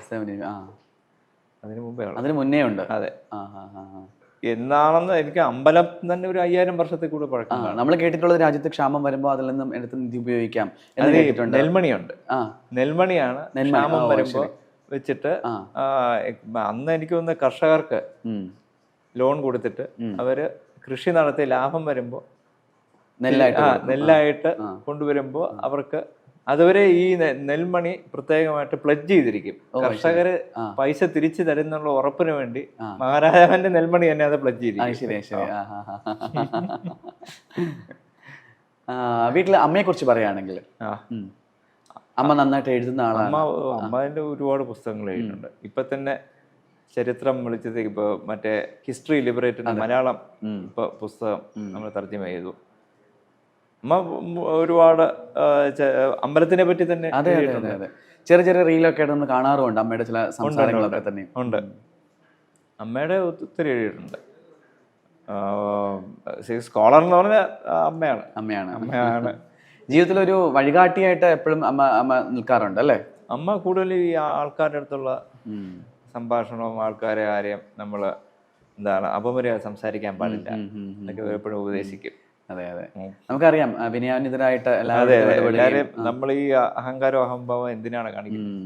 ഒരു കാര്യമില്ല. അതെ അതെ അതെ അതെ, എല്ലാം ഒരു സെക്കൻഡ് കൊണ്ട് അവസാനിക്കുന്നേ ഉള്ളൂ. കഴിയുന്ന ആൾക്കാരെ നമ്മൾ സോഷ്യൽ മീഡിയ ഒരു വന്നതിൽ പിന്നെ നമ്മളിപ്പോ ഈ ചെറിയ റീൽസ് ഒക്കെ പത്മനാഭപുരം അമ്പലത്തെ പറ്റിയിട്ടുള്ള ചെറിയ ചെറിയ സമയം. അതെ, കുട്ടികൾ ഇവിടെ മാരമനസിലാണ് പഠിക്കുന്നത്. അപ്പൊ അവിടുത്തെ ഇപ്പൊ ഞാൻ നോക്കിയിട്ട് യങ്ങർ ജനറേഷൻ ആൾക്കാർക്കാണ് ഇത് കൂടുതൽ കാണുന്നത്. അതെ അതെ അതെ അതെ അതെ. അപ്പൊ അവരുടെ നമ്മൾ യൂട്യൂബ് രാജാവ് പോകും. ഇപ്പൊ യൂട്യൂബ് രാജാവ് എന്നുള്ള പേരും കൂടിയായല്ലേ? പക്ഷെ കുട്ടികൾക്ക് കാര്യം അപ്പൊ ഇവർക്ക് ചില ആൾക്കാർക്ക് ഈ സംസാരിച്ച ഇയാളെ നമ്മൾ മൈൻഡ് ചെയ്യുമോ പിന്നെ അല്ലെങ്കിൽ സംസാരിക്കണ്ട, അറിഞ്ഞാലും ചിലർ മിണ്ടാതുവോ. ചില ആൾക്കാർ സംസാരിക്കുമ്പോൾ നമ്മൾ കാഷ്വലായി സംസാരിക്കുമ്പോൾ അവർക്ക് ഭയങ്കര സന്തോഷം. ഒന്നുമില്ലെങ്കിലും നമ്മുടെ ഇത് കണ്ടിട്ട് നമ്മളടുത്ത് സംസാരിക്കാൻ വരുമ്പോൾ നമുക്കൊരു സന്തോഷം. തീർച്ചയായും. കൊട്ടാരത്തിൽ ഒരുപാട് പൈതൃകം ഉറങ്ങുന്ന ഒരുപാട് അമൂല്യമായിട്ടുള്ള ശേഖരങ്ങളുണ്ട് അല്ലെ? ഇപ്പൊ തന്നെ ഇങ്ങനത്തെ ആന്റിക്സ് കൂടുതലും ഉള്ളത് കുതിരമാളികയിലാണ്. പഴയ സിംഹാസനം, ദന്തവും കട്ട്ഗ്ലാസ്, 2 സിംഹാസനമുണ്ട് കുതിരമാളികയിൽ. അതൊക്കെ കൂടുതൽ സാധനങ്ങളും അവിടെയാണുള്ളത്. ഇവിടെ പിന്നെ ഇങ്ങനത്തെ 2 ക്ലോക്സ്, ഇതും നല്ലൊരു ആന്റിക് പീസാണ്. അതിന് പ്രത്യേകത എന്താണ്? ഇത് എനിക്ക് തോന്നുന്നു 3 പീസുള്ള ഒരു മാർബിൾ അകത്തുനിന്ന് ഡ്രില്ല് ചെയ്ത് ബൾബ് വെച്ചിരിക്കുക. അന്നത്തെ കാലത്ത്. ഇതിന്റെ വയറിംഗ് കണ്ടോ? വയറിംഗ് എവിടെ കൂടെ പോകുന്നു? തടി കൂടെ പോകുന്നത്. ലൈറ്റ് മാറ്റണമെങ്കിൽ അപ്പോ ബൾബ് മാറ്റണമെങ്കിൽ ഇത് എടുക്കണം. 3 പീസായിട്ട് എടുത്തിട്ട് ബൾബ് മാറ്റണം. ഇങ്ങനത്തെ പിന്നെ നമ്മുടെ കുളച്ചൽ യുദ്ധത്തിൽ ഉപയോഗിച്ച അതും ഉപയോഗിച്ച മറ്റേ കുന്തവും 1741 അല്ലേ അന്ന് ഉപയോഗിച്ച ഡിലിനോയ് വാൻക്ലീഫ്. ഇതൊക്കെ നമ്മൾ ചരിത്രം പഠിക്കുമ്പോഴാണ് നമ്മൾ ഇതിനെ കുറിച്ചൊക്കെ അറിയുന്നത്. അത് നമുക്ക് റിയൽ ആയിട്ട് കാണാനും അനുഭവിക്കാനും ഒക്കെ സാധിക്കുക എന്നുള്ളത് ഒരു വലിയൊരു ബ്ലെസ്സിങ് തന്നെയാണ്. നമ്മൾ ഒരു കുടുംബാംഗമാവുക, അല്ലെങ്കിൽ രാജകുടുംബത്തിൽ ജനിക്കുക എന്നൊക്കെ ഉള്ളത് ഒരു മുൻജന്മ സുഹൃതം തന്നെയാണ്. നമുക്ക് ഒരുപാട് പുറമേ നിന്നുള്ള ആൾക്കാർക്ക് വളരെ അത്ഭുതമായിട്ട് തോന്നുന്നു, എന്നാൽ കൊട്ടാരത്തിലുള്ളവർക്ക് വളരെ നാച്ചുറൽ ആയിട്ട് ഫീൽ ചെയ്യുന്ന തരത്തിലുള്ള ഒരുപാട് കാര്യങ്ങളുണ്ടാവുമല്ലോ. കൊട്ടാരം എന്ന് പറയുമ്പോൾ ഈ കൊട്ടാരത്തിന് എത്ര വർഷം പഴക്കം ഉണ്ടാവും? ഈ ഭാഗങ്ങളൊക്കെ 1930-കളിൽ വെച്ചതാണ്. ഏകദേശം 100 മുറികളോളം ഉണ്ട്. ഏകദേശം ഉണ്ട്. എല്ലാ മുറികളും ഇപ്പൊ ഉപയോഗിക്കുന്നുണ്ടോ? ഇല്ല. ഇപ്പോഴും സുർക്കിയാണ്, സിമെന്റ് ഇല്ല. അപ്പൊ ഈ അവിടെ നിന്നൊക്കെ പൊടിഞ്ഞ് വീഴുന്നുണ്ട്. ഇടയ്ക്ക് മെയിൻ്റനൻസ് ഒക്കെ മെയിൻ്റനൻസ് വളരെ പ്രയാസമാണ്. ഉം, ഉം. ഇപ്രാവശ്യത്തെ മഴ ഭയങ്കര മഴയല്ലേ, അതെ അതെ. അപ്പോൾ ഈ ഒരുപാട് സ്ഥലത്ത് ലീക്ക്, അപ്പോൾ അതൊക്കെ ഇപ്പോൾ നമ്മൾ ചെറുതായിട്ട് റിപ്പയർ ചെയ്തുകൊണ്ടിരിക്കുന്നു. ആ, ആ. എന്നാലും ഒരിടത്ത് റിപ്പയർ ചെയ്യുമ്പോൾ അടുത്ത അടുത്ത് ഇവിടുന്ന് റിപ്പയർ ചെയ്ത് അപ്പുറത്ത് പോകുമ്പോൾ ആ സൈഡിൽ ലീക്ക് വരും. ഇത്രയും നമുക്ക് കവർ ചെയ്ത് എടുക്കാൻ നമ്മൾ അതൊക്കെ അത് മെയിൻറ്റെയിൻ ചെയ്ത് തിരിച്ച് റിസ്റ്റോർ ചെയ്യുന്ന വർക്ക് സ്റ്റാർട്ട് ചെയ്ത് കഴിഞ്ഞു. പ്രൗഢി പോവാതിരിക്കാൻ റീകൺസ്ട്രക്ട് ചെയ്യാതെ അല്ലേ അതേ രീതിയിൽ തന്നെ മെയിൻറ്റെയിൻ ചെയ്യും. മോഡേൺ ടെക്നോളജി ഉപയോഗിച്ച് പഴയ ഛായ മാറാത്ത രീതിയിൽ ഞങ്ങൾ റിപ്പയർ. പെയിന്റിംഗ് ഒക്കെ ഇപ്പോഴും പഴയ രീതിക്ക് തന്നെയാണോ നമ്മൾ പെയിന്റിംഗ് പഴയ പണ്ടി കുമായമായിരുന്നു, അത് ഒരു മഴ പെയ്യുമ്പോൾ അങ്ങ് പോകും. ഇപ്പോഴും റീപെയിന്റ് ചെയ്യുന്നതൊക്കെ ഇപ്പോഴത്തെ മോഡേൺ പെയിന്റ് വെച്ച പെയിന്റ് തന്നെയാണ്. പിന്നെ കൂടുതൽ തടിയാണ്, കണ്ടില്ലേ, ഒരു മുറിയിൽ തന്നെ എത്ര വാതിലാണ്, 4-5 വാതിലാണ്. അപ്പൊ അതിന്റെ ഒരു തടി തന്നെ ഈ പെയിന്റ് അടിക്കുമ്പോൾ ഒരുപാട് തടി അബ്സോർബ് ചെയ്യും പെയിന്റ്. എന്നാലും നമ്മൾ സ്റ്റാർട്ട് ചെയ്തു വർക്ക് റിസ്റ്റോറേഷൻ. ഇനി നമുക്ക് വിഷുക്കാലത്തിലേക്ക് വരുമ്പോൾ, വിഷു എന്ന് പറയുമ്പോൾ നമുക്കറിയാം എപ്പോഴും കൈനീട്ടം കിട്ടും, നമുക്ക് മഞ്ഞക്കോടി, അങ്ങനെ തുടങ്ങി ഒരുപാട് കൃഷ്ണന്റെ ഓർമ്മകളൊക്കെ നമ്മുടെ മനസ്സിലേക്ക് ഓടിയെത്തുന്ന ഒരു ദിവസം കൂടിയാണല്ലോ വിഷു എന്ന് പറയുന്നത്. വിഷുവിന്റെ ഓർമ്മകൾ എങ്ങനെയാണ്? കൈനീട്ടം ഒക്കെ ഞാൻ ഏറ്റവും ഇളയ ആളുകൊണ്ട് എനിക്ക് ഏറ്റവും കൂടുതൽ കൈനീട്ടം കിട്ടും. ആ, എല്ലായിടത്തും പോയി മേടിക്കുമായിരുന്നു. എല്ലാവരും ഏറ്റവും ഇളയ ആളല്ലേ, വല്യമ്മ പണ്ട് വിഷു കൈനീട്ടം ആദ്യം തരുന്ന തലമൂത്ത ആണാണ്. അന്ന് പുലർച്ചെ എഴുന്നേറ്റ് കണി കാണൽ അങ്ങനെയൊക്കെ പത്മനാഭ ക്ഷേത്രത്തിൽ പോയിട്ട് വന്നിട്ട് ചിത്രീകരണ അദ്ദേഹം ആഹാരം കഴിച്ചു കഴിഞ്ഞിട്ട് ഒരു 9 മണിയാകുമ്പോഴാണ് ഒരു വെള്ളിത്തട്ടത്തിൽ വെറ്റിലയും പിന്നെ ഒരു പവൻ തരും. പവൻ അത് തന്നിട്ട് നമ്മൾ തിരിച്ചു കൊടുക്കും. പിന്നെ അന്ന് അതിന് ഇക്വലന്റ് ആയിട്ട് 50 രൂപയോ മറ്റു തരുമോ, പവൻ തിരിച്ചു കൊടുക്കും. പവൻ സിംബോളിക് ആണ്. അങ്ങനെയാണ്. അപ്പൊ ഞാനൊരിക്കൽ പവരെടുത്ത് പോക്കറ്റ് ഇട്ടു, ചുമ്മാ ഭാഷയ്ക്ക് എടുത്ത് പോക്കറ്റ്. അപ്പൊ അപ്പോഴേ പറഞ്ഞു അത് തിരിച്ചു കൊടുക്കണം, അതിന് പകരമാണ് രൂപ വരുന്നത്. കുട്ടിക്കാലത്ത് അറിയില്ല. അദ്ദേഹത്തിനെ ഇത് വാങ്ങിച്ചിട്ട് നമ്മൾ നമസ്കരിക്കുക. പിന്നെ അടുത്ത വല്യമ്മ ഉണ്ടായിരുന്നു, വല്യമ്മയും തരുമായിരുന്നു. പിന്നെ അമ്മ വല്യമ്മ, ചേട്ടൻ അമ്മ എല്ലാവരും അന്നേരം 1 രൂപ സിംബോളിക് ബ്ലെസ്സിംഗ് ആണല്ലോ. ബ്ലെസ്സിംഗ് ആണ്. എല്ലാവരും നമസ്കരിക്കുക. പിന്നെ വിഷുസദ്യ കഴിക്കുക. വിഷുസദ്യ തറയിലിരുന്ന് എല്ലാവരും കൂടെ ഒന്നിച്ചിരുന്ന് കഴിക്കുക. അതാണ് വിഷുവിന്റെ ആഘോഷം. അതെ. ഈ കുഞ്ഞുങ്ങളൊക്കെ തന്നെ ഇപ്പൊ അവര് ചോദിക്കാറുണ്ടോ വിഷു കൈ നീട്ടം വാങ്ങാറുണ്ടോ? ഇപ്പോഴും ആചാരമൊക്കെ അവരിപ്പോ എത്ര ക്ലാസ്സിലാണ് പഠിക്കുന്നത്? അവര് BSc ഫിസിക്സ്. അച്ഛൻ പഠിച്ച അതേ കോളേജിൽ തന്നെ. അച്ഛനും എന്റെ 2 ബ്രദേഴ്സും അമ്മാവനും അവിടെ തന്നെയാണ്. ഓ ശരി ശരി. ജ്യേഷ്ഠനൊക്കെ ഇപ്പൊ എവിടെയാണ്? ജ്യേഷ്ഠൻ ചെന്നൈയിലാണ്. അവിടെ നമ്മുടെ കമ്പനിയിൽ വർക്ക് ചെയ്യാം. ഓ ശരി ശരി. വൈഫും എല്ലാവരും അവിടെ? അവരെല്ലാവരും അവിടെ. വിശേഷാവസരങ്ങളിൽ ജ്യേഷ്ഠന്റെ മകൻ ഇപ്പൊ ഓസ്ട്രേലിയയിൽ പോയിരിക്കുക. അവിടെ BBA കഴിഞ്ഞ ഒരു ഹയർ സ്റ്റഡീസിന് പോയിരിക്കും. വരും ഇപ്പൊ, എല്ലാ വർഷവും വരും. ഇപ്പൊ എനിക്കൊന്ന് ഒരു വർഷം കൂടെ ഉണ്ട് കോഴ്സ്. ഒരുപാട് ഓർമ്മകൾ നമുക്ക് പറയാനുണ്ടാവുമല്ലോ. മറ്റെന്തൊക്കെയാണ് പ്രധാനമായിട്ട് മനസ്സിൽ തങ്ങി നിൽക്കുന്ന കുറെ ഓർമ്മകളെ കുറിച്ച് പറയുകയാണെങ്കിൽ? മഹാരാജാവിന്റെ പിറന്നാളും വല്യമ്മ സേതുപ്രഭു രണ്ടുപേരുടെ പിറന്നാളും തമ്മിൽ ഒരു 4-5 ദിവസത്തെ വ്യത്യാസം ഉണ്ടായിരുന്നുള്ളൂ. അപ്പോൾ മഹാരാജാവിന്റെ പിറന്നാള് 2 പിറന്നാളിനും കൂടെ ഈ വീട് ഫുള്ളായിരിക്കും, നിറയെ ആൾക്കാരായിരിക്കും. എല്ലാ മുറിയിലും ഓൾമോസ്റ്റ് ആൾക്കാർ കാണും, ബന്ധുക്കൾ കാണും. അങ്ങനെ ഒരു ശരിക്കും ഒരാഴ്ച 10 ദിവസം ഒരു വൻ ആഘോഷമാണ്.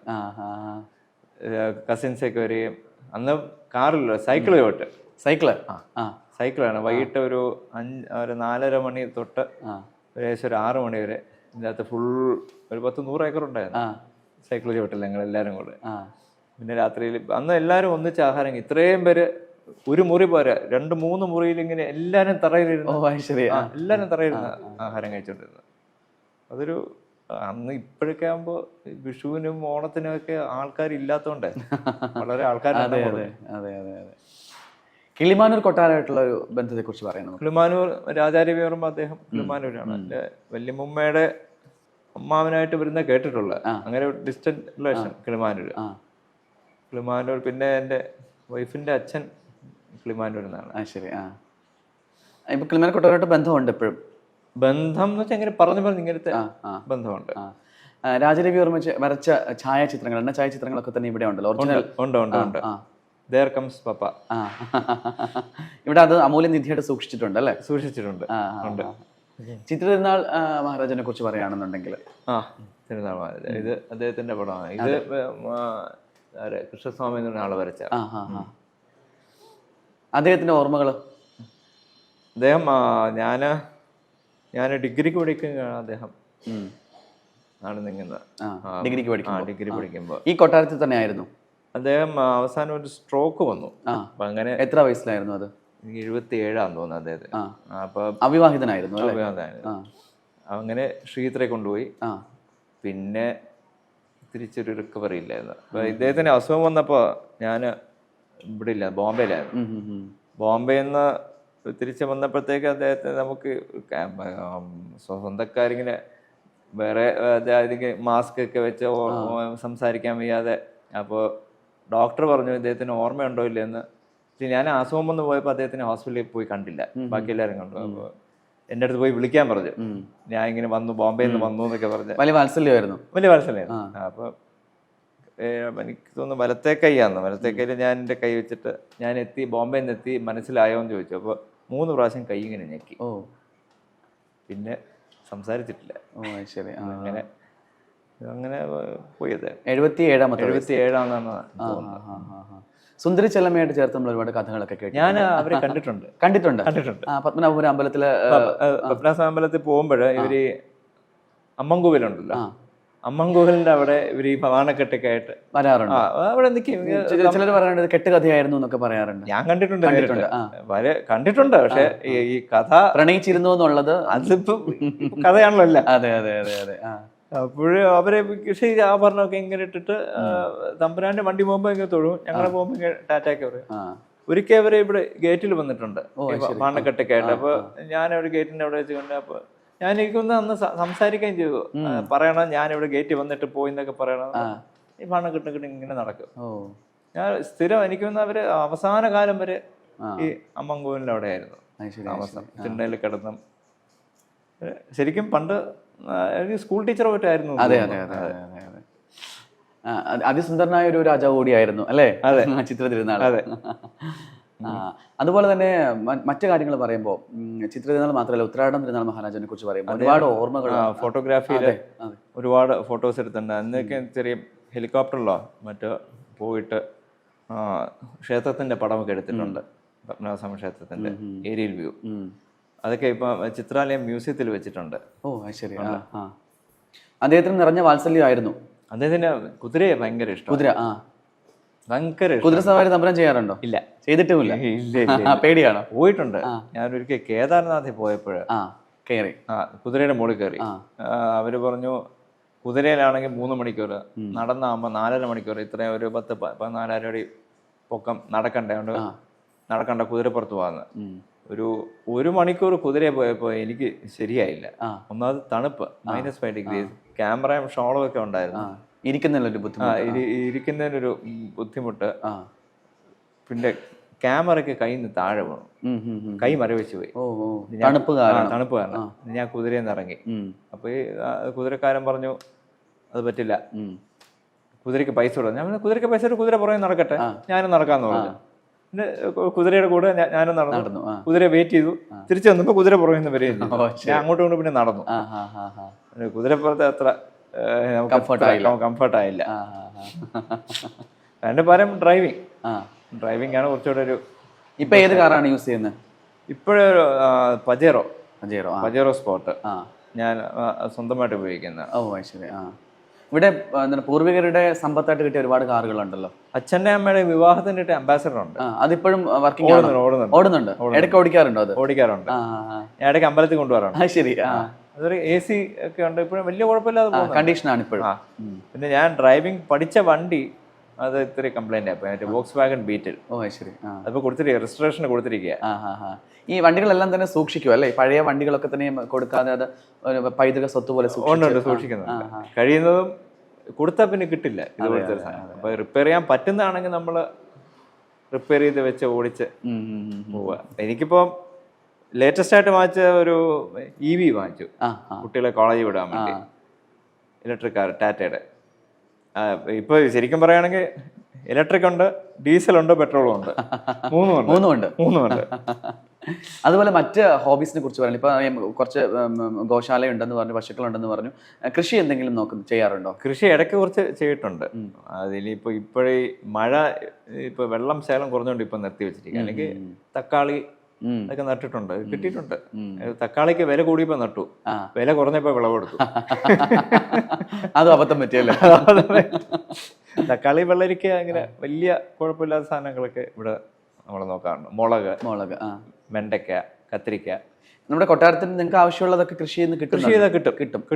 പിന്നെ ചക്കയും അതും ഇതൊക്കെ നമുക്ക് നാച്ചുറലി ചക്കയുണ്ട്, ശീമച്ചക്കയുണ്ട്, അല്ലാതെ മറ്റേ ചക്കയുണ്ട്. പിന്നെ മാവുണ്ട്, ഒരു 55 വെറൈറ്റീസ് ഓഫ് 55 മൂടുണ്ട്. പല വെറൈറ്റീസിൽ നിങ്ങൾ മാറ്റി വെച്ചിട്ടുണ്ട് ഇവിടെ വെള്ളായണി കാർഷിക കോളേജിൽ നിന്ന്. ശരി. അപ്പൊ അത് കിട്ടും, കുറെയൊക്കെ കിട്ടും. പിന്നെ കുറെയൊക്കെ പക്ഷികളും വവ്വാലെ കൊണ്ടുപോകും. അതുപോലെ യാത്രകൾ ഇഷ്ടപ്പെടുന്ന ഇടയ്ക്ക് പറഞ്ഞു, ഈ പോൾസിലൊക്കെ പോകാനായിട്ട് ഇപ്പൊ നോർത്ത് പോൾസ് പറഞ്ഞു തന്നായി. ഞാനിപ്പോ പോകാനൊരു പ്ലാൻ ഇട്ടിട്ടുണ്ട്. എവിടെയാണ്? 2025 നെക്സ്റ്റ് ഇയർ. സൗത്ത് ആയിരിക്കും. എന്താ സൗത്ത്? നമ്മുടെ ഒരു സുഹൃത്തുണ്ട്, മറ്റേ ഒരുപാട് യൂട്യൂബ് വീഡിയോസ് ഒക്കെ ചെയ്യുന്നതാണ്, സാൻഡപ്പൻ എന്ന് പറഞ്ഞു. അപ്പൊ അദ്ദേഹം ഇടയ്ക്ക് ഇവിടെ വന്നിരുന്നു, സൗത്ത് പോളിൽ പോയിട്ട്. അദ്ദേഹം അതെല്ലാം കറക്റ്റ് അനുഭവങ്ങൾ പറഞ്ഞു തന്നു, എങ്ങനെ പോകണം. അപ്പോഴാണ് ഇങ്ങനെ കുറെ സ്ഥലങ്ങളുടെ പേരൊക്കെ അപ്പോഴാണ് മനസ്സിലാവുന്നത്. അർജന്റീനയുടെ അറ്റത്ത് പോയിട്ട് അവിടെ നിന്ന് പിന്നെ ഷിപ്പിൽ ഒരു 7 ദിവസം എത്തുമ്പോഴത്തേക്ക് നമ്മൾ സൗത്ത് പോളിന്റെ അവിടെ എത്തും. ശരി, അദ്ദേഹം പറഞ്ഞത് അവിടുത്തെ ഐസ് വെട്ടി മാറ്റിയിട്ട് കടലിൽ കുളിച്ച് കയറാന്ന്. അപ്പൊ നമുക്ക് certificate you had A dip in south Paul എന്നൊക്കെ പറഞ്ഞു സർട്ടിഫിക്കറ്റ് കിട്ടും. സൗത്ത് പോൾ അവിടെ -30 ഡിഗ്രീസ് ഒക്കെ ആയിരിക്കും. അതിൽ ഒരിക്കൽ ജീവിതത്തിൽ ഒരിക്കൽ പോയിരിക്കണം, കണ്ടിരിക്കണം എന്നൊരു ആശയമുണ്ട്. വേറെ എവിടെ പോകണം എന്നാണ് ആഗ്രഹം? വേറെ പ്രത്യേകിച്ച് ആഫ്രിക്ക ഒന്ന് ഫുൾ എക്സ്പ്ലോർ ചെയ്യണം. ഒരു തവണ പോയി, ഇനി ഒരിക്കലും അത് ടാൻസാനിയ മാത്രമേ പോയിട്ടുള്ളൂ. ഫുൾ ആയിട്ടൊന്ന് കവർ ഫുള്ളായിട്ട് സൗത്ത് ആഫ്രിക്ക ടു ഡെസേർട്ട് വഴി അതിന്റെ അടുത്തൊരു രാജ്യം നമീബിയ എന്ന് പറഞ്ഞു. അവിടേക്ക് അതുവഴി വണ്ടി ഓടിച്ചു പോകണമെന്ന് ഒരു ആശയമുണ്ട്. അവിടെ 4x4 വണ്ടി നമുക്ക് ഹയർ ചെയ്യാം, ഒരു 10,000 കിലോമീറ്റർ ഓടിക്കാം. ഫുള്ള് കംപ്ലീറ്റ് ഒന്നുമില്ല, കാണാൻ പ്രത്യേകിച്ച് കംപ്ലീറ്റ് മരുഭൂമികളാണ്. പക്ഷെ എന്നാലും അതിന്റെ ഒരു ഭംഗിയുണ്ട്. ഒരു 300 കിലോമീറ്റർ കടലും മരുഭൂമിയുമായിട്ട് ഷെയർ ചെയ്യുന്ന ഒരു സ്ഥലമാണ്. വേറെ ലോകത്തൊരിടത്തും ഇല്ല. അവിടെ ഞാൻ കേട്ട് ഇടയ്ക്ക് വായിച്ചതാ, 5 വർഷം 6 വർഷത്തെ ഒരിക്കലേ മഴ പെയ്യും. 5 വർഷം 6 വർഷം ഒരിക്കലും. അത് ശരി.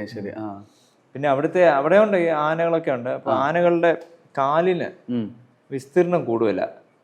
മഴ വെള്ളം തേടി കൂടുതൽ നടക്കാൻ പോകുമ്പോ കുറച്ച് സ്റ്റെപ്സ് എടുത്താൽ മതിയില്ല. അവരുടെ ഒരു ഡോക്യുമെന്ററി കണ്ടാണ് തലമുറകള് കൈമാറുന്ന എവിടെ വെള്ളം ഇരിക്കുന്നുള്ള ഇൻഫർമേഷൻ ആനകൾ അടുത്ത തലമുറയ്ക്ക് കൈമാറും. എങ്ങനെ കൈമാറും? പിന്നെ ടെക്നോളജി അത് അജ്ഞാതമായിട്ടുള്ള സ്ഥലത്ത്. പത്മനാഭസ്വാമി ക്ഷേത്രത്തിനും അജ്ഞാതമായിട്ടുള്ള ഒരുപാട് രഹസ്യങ്ങളുണ്ടെന്ന് കേട്ടിട്ടുണ്ടല്ലോ. കടലാണ്. അതെ, സ്വാമി കിടക്കുന്നതിന്റെ പുറകുവശം പത്മനാഭസ്വാമിയുടെ പുറകിൽ കടലാണ്. ഇല്ല. പിന്നെ സ്വാമി അതിന് പോറ്റി പൂജാരി അതിൽ നിന്ന് കിണ്ടിയിൽ നിന്ന് വെള്ളം എടുത്തു എന്നും തിരമാല അടിച്ചു വരുന്നു എന്നൊക്കെ നമ്മളിങ്ങനെ കേട്ടിട്ടുണ്ട്. അത് സത്യമല്ല.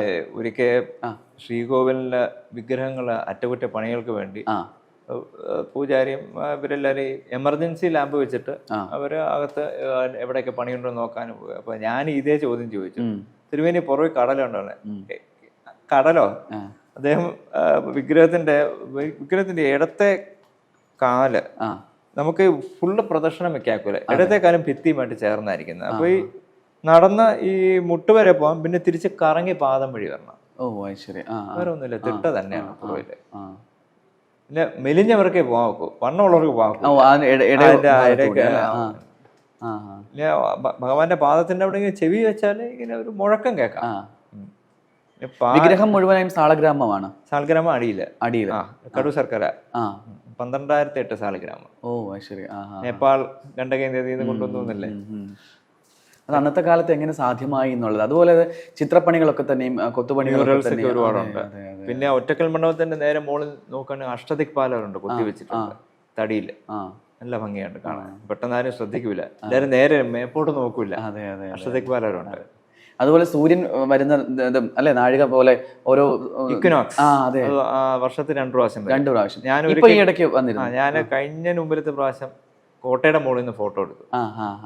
നല്ല അത് എങ്ങനെയാണ് അത് ചെയ്തിരിക്കുന്നത് എന്നുള്ളത് ഇപ്പോഴും ഒരു അല്ലേ, അത് ശരിയാണ്, ഒരു വൈദഗ്ധ്യം നമുക്ക് അത് അത്ഭുതം തോന്നും. അതുപോലെ ഇവിടെ ഉണ്ടല്ലോ തഞ്ചാവൂര് ബിഗ് ടെമ്പിൾ, അതെ അതെ, ഗോപുരത്തിന്റെ നിഴൽ ഒരിക്കലും ഭൂമി പതിയില്ല എന്നാണ്. അങ്ങനെ ഒരുപാട് ക്ഷേത്രത്തിനെ കുറിച്ച് ഒരുപാട് ഇതുപോലത്തെ പറഞ്ഞ ഒരുപാട് കഥകളുണ്ട്. പലതും ഈ എന്താണ് കെട്ടുകഥകളാണ്, കെട്ടുകഥകൾ ആണ് കുറെയൊക്കെ. പിന്നെ രസമൊക്കെ കഥ പറയാൻ. ഇപ്പൊ ഇടയ്ക്ക് മറ്റേ വീഡിയോയില് ഒരു ഓസ്ട്രേലിയൻ മദാമയാണ് ബി നിലവരക്കകത്ത് മമ്മി ഉണ്ടെന്ന്. മമ്മി അമ്പലത്തിൽ ഒരിക്കലും സൂക്ഷിക്കാത്തൊരു സാധനമാണല്ലോ മമ്മി. ചുമ്മാ പറഞ്ഞു. അപ്പൊ എന്നെ ഒരാൾ വിളിച്ചു ചോദിച്ചു ബി നിലവര മമ്മി ഉണ്ട്. ഞാൻ പറഞ്ഞു മമ്മി ഡാഡി എല്ലാവരും ഉണ്ട്. വളരെ ഫലിതപ്രിയനാണ് അല്ലെ തമ്പുരാൻ. എപ്പോഴും എല്ലാ കാര്യങ്ങളും വളരെ എന്താണ് വളരെ സരളമായിട്ട് കാണുകയും വളരെ അലക്ക് നർമ്മം കലർത്താനായിട്ടൊക്കെ അറിഞ്ഞോ അറിയാതെ ചെയ്യുന്നതാവാം. അത് വളരെ കേൾക്കാനും വളരെ നമുക്ക് അത് ചിലപ്പോ ഓട്ടോമാറ്റിക് ആയിട്ട് വരുന്നതാ. ഈ അമ്മ പറഞ്ഞില്ല, അമ്മ നല്ല എഴുത്ത് സരസ്വതി ആണ് അമ്മയ്ക്ക്. എനിക്ക് വേണമെങ്കിൽ പറയാം വികട സരസ്വതി എന്നാണ് പറയാം. വല്യമ്മയാണോ അധ്യാപികയായിരുന്നത്? വല്യമ്മ ഫ്രഞ്ച് പഠിപ്പിക്കാൻ വിമൻസ് കോളേജിലെ. വല്യമ്മയുടെ മകനാണ് പാട്ട് പാടുന്നത്, ക്ലാസിക്കൽ മ്യൂസിക്. ഓ, പേര് രാമവർമ്മ. അദ്ദേഹം ഇപ്പൊ ബാംഗ്ലൂരിലാണ്. പിന്നെ വല്യമ്മയുടെ മകളുണ്ട് ലക്ഷ്മിബായി. വല്യമ്മയ്ക്ക് ഇപ്പൊ എവിടെയാ താമസിക്കുന്നത്? ഇവിടെ തന്നെയാണ്. ശരി. വല്യമ്മ ഒരുപാട് യാത്ര ചെയ്തിട്ടുണ്ട്. അമേരിക്ക യാത്രകൾ ഇഷ്ടപ്പെടുന്നതാണ്. ഇപ്പോഴും അമേരിക്കയിൽ പോയിരുന്നു. ഓ ശരി. അവിടെ ഒരു ഒറ്റയ്ക്കാണോ വല്യമ്മ പോകുന്നത്? മിക്കവാറും ഒറ്റയ്ക്ക്. ഇപ്പൊ വല്യച്ഛന് അല്ലെങ്കിൽ സാധാരണ വല്യച്ഛനും കൂടെ പോകും. എന്നാലും യാത്ര വല്യമ്മ ഏകദേശം ലോകം മുഴുവൻ കണ്ടിട്ടുണ്ട്. ഞാൻ ചൈനയിലും പോയിട്ടുണ്ട്. അത് എപ്പോഴാണ്? കുട്ടിക്കാലത്ത് 1986-87 അമ്മയുടെ അച്ഛന്റെ ജ്യേഷ്ഠന്റെ കൂടെ ഇവിടെ മറ്റേ ഉണ്ടല്ലോ ഗ്രേറ്റ് വാൾ ഓഫ് ചൈന കയറാൻ പറ്റി. അന്ന് ഈ പറഞ്ഞ പോലെ ഫോട്ടോ ഒന്നും എടുത്തു വെക്കാനുള്ള ഒരു സംവിധാനം ഫോട്ടോ ഉണ്ട്, പക്ഷെ അന്ന് മറ്റേ ഫിലിം അങ്ങനത്തെ ഫോട്ടോ. എന്നാലും കുറച്ചൊക്കെ ഫോട്ടോസ് ഉണ്ടെന്ന് തോന്നുന്നു, നോക്കി എടുക്കണം. പക്ഷേ ഏറ്റവും മിടുക്കന്മാരെ കേരളത്തിലാണല്ലോ. ഇപ്പൊ നമുക്ക് കേരളത്തിൽ തന്നെ ഒരുപാട് നല്ല പദ്ധതികൾ. ഇപ്പൊ റോഡിന്റെ വികസനം തന്നെ കാസർഗോഡ് തൊട്ട് തിരുവനന്തപുരം വരെ നല്ല ഇപ്പൊ റോഡ് വരികയാണ്. പിന്നെ ഇപ്പൊ പുതിയ ട്രെയിൻ വന്നു, ജലമാർഗം തന്നെ വീണ്ടും വന്ദേ ഭാരതാണ്. ഇപ്പൊ Ernakulam Thiruvananthapuram 2 hours 45 to 50 minutes കൊണ്ട് എത്താം. ശരിക്കും അതിലും വേഗം എത്താം. ആലപ്പുഴ വഴി തിരുവനന്തപുരം എറണാകുളം 175 180 കിലോമീറ്റർ ഉള്ളൂ. ശരിക്കും 2 മണിക്കൂർ 10 മിനിറ്റ് എത്താം. നമ്മള് 200 കിലോമീറ്റർ പോവാണെങ്കിൽ 1 മണിക്കൂറിനകത്ത് എറണാകുളം എത്താം. അപ്പൊ അതുപോലെയൊക്കെ ഇൻഫ്രാസ്ട്രക്ചർ ഇപ്പൊ അതുപോലെയുള്ള പാളങ്ങളൊക്കെ ആണെങ്കിൽ 200 പോട്ടെ, 200 വിടാം. 150 കിലോമീറ്റർ സ്പീഡിൽ പോകാമോ? 1.5 മണിക്കൂറുണ്ട് എറണാകുളം എത്താൻ. നമുക്ക് വിചാരിക്കാമോ? രാവിലെ എറണാകുളത്ത് പോയാൽ ജോലിക്ക് പോയിട്ട് തിരിച്ച് ഇഷ്ടം പോലെ ആൾക്കാർക്ക് വരാം. കോഴിക്കോട് 3 മണിക്കൂർ കൊണ്ട് എത്താൻ പറ്റും. നമുക്ക് ഏറ്റവും ഈ ഇപ്പോഴും തിരുവനന്തപുരം എറണാകുളം പോകണമെങ്കിൽ 6.5 മണിക്കൂർ എടുക്കും. ഓരോത്തന്നെ പറ്റി. അതുപോലെ ഒരു രാജ കുടുംബത്തിലെ അംഗമാകുമ്പോൾ നമുക്ക് എല്ലാവർക്കും നാച്ചുറലി നമ്മൾ പൊതുജനങ്ങളൊക്കെ ചോദിക്കുന്ന അല്ലെങ്കിൽ അവരുടെ മനസ്സിലുള്ള ഒരു ആഗ്രഹമാണ്, രാജഭരണം വന്നിരുന്നെങ്കിൽ അല്ലെങ്കിൽ തിരികെ രാജഭരണമായിരുന്നെങ്കിൽ കൊള്ളാമായിരുന്നു എന്ന് കുറേ പേരെങ്കിലും ആഗ്രഹിക്കുന്നുണ്ട്, വിഭാഗം ജനങ്ങൾ ആഗ്രഹിക്കുന്നുണ്ട് ഇപ്പോഴും. അങ്ങയുടെ അഭിപ്രായത്തിൽ ഇപ്പോൾ നമുക്ക് ഗവൺമെൻറ് ആണ്, നമുക്കറിയാം ജനാധിപത്യമാണ്, ഒക്കെ തന്നെയും അറിയാമെങ്കിലും എന്തെങ്കിലും നമ്മൾ രാജാവായി കഴിഞ്ഞാൽ നമ്മുടെ കയ്യിൽ ഭരണം ഉണ്ടായിരുന്നെങ്കിൽ ചെയ്യാൻ പറ്റുമായിരുന്ന കുറേ കാര്യങ്ങൾ ഉണ്ടാവുമല്ലോ, അങ്ങനെ എന്തെങ്കിലും ആശയങ്ങൾ മനസ്സിലുണ്ടോ? മഹാബലി പറഞ്ഞ പോലെ മാവേലി നടനും അത് ഒരു സൈഡ്. പിന്നെ ഈ നമുക്ക് ഇപ്പൊ രാജഭരണം ഇല്ലാത്തതുകൊണ്ടാണ് നമുക്കിപ്പോ ഈ കോമൺ മാൻ്റെ കഷ്ടതകളും വിഷമങ്ങളും എങ്ങനെ നമുക്ക് അറിയാൻ പറ്റുന്നത്.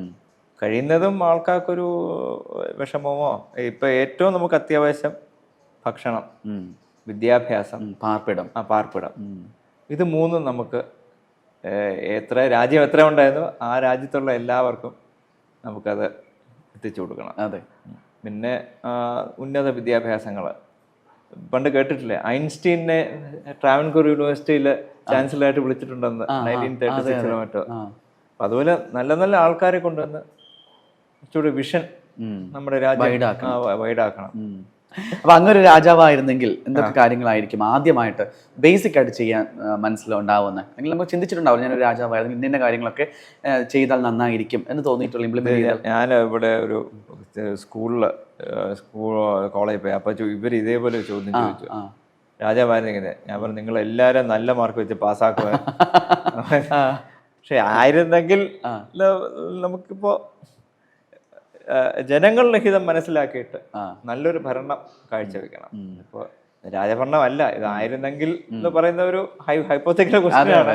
രാജഭരണം ഇനിയിപ്പോ എന്താ പറയുക, ഇപ്പോഴത്തെ ഒരു കാലഘട്ടത്തിൽ രാജഭരണം വരികയില്ല. വന്നാൽ സത്യം പറഞ്ഞാൽ ഞാൻ ഒരു ഉപദേശിയായിട്ടിരിക്കാം. രാജാവെന്ന് പറയുമ്പോൾ ആ ഉത്തരവാദിത്തങ്ങളും ചെറിയ രാജ്യമാണെങ്കിൽ മാനേജ് ചെയ്യാൻ എളുപ്പമാണ്. പക്ഷെ വലിയൊരു രാജ്യമാകുമ്പോൾ ശരിക്കും എല്ലാ വിഭാഗം ജനങ്ങളെയും ഒരുപോലെ തൃപ്തിപ്പെടുക എന്നുള്ളത് അസാധ്യമായിട്ടുള്ള കാര്യമാണ്. എന്ത് പറഞ്ഞാലും ഇപ്പൊ രാജഭരണത്തെ അനുകൂലിക്കുന്ന ഒരുപാട് പേരുണ്ട്, അതേപോലെ തന്നെ ജനാധിപത്യത്തെ അനുകൂലിക്കുന്ന ഒരുപാട് പേരുണ്ട്. അതെ, ബഹുജനം പലവിധം. ഇപ്പോൾ എന്താണ് അമ്മയെ തല്ലിലും രണ്ട് പക്ഷം എന്ന് പറഞ്ഞ പോലെ എല്ലാ കാര്യങ്ങൾക്കും രണ്ട് ഭാഗവും ചിന്തിക്കുന്ന ആൾക്കാരാണ് നമ്മുടെ ഇടയിലുള്ളത്. നമ്മൾക്ക് രണ്ടിന്റെ നല്ലത് മാത്രം എടുത്തിട്ട് നല്ലൊരു ഭരണം, ഇപ്പൊ ആര് ഭരിച്ചാലും നല്ലൊരു ഭരണം, ജനങ്ങൾ രീതിയിലുള്ള ഭരണം മുന്നോട്ട് വരണം.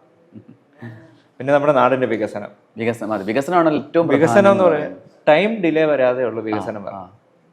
ഇപ്പൊ നമ്മളൊരു നല്ലൊരു പദ്ധതി ഇട്ട് കഴിഞ്ഞാൽ അതൊരു 8 വർഷം കഴിഞ്ഞാൽ നമ്മൾ നടപ്പാക്കാൻ പാടില്ല.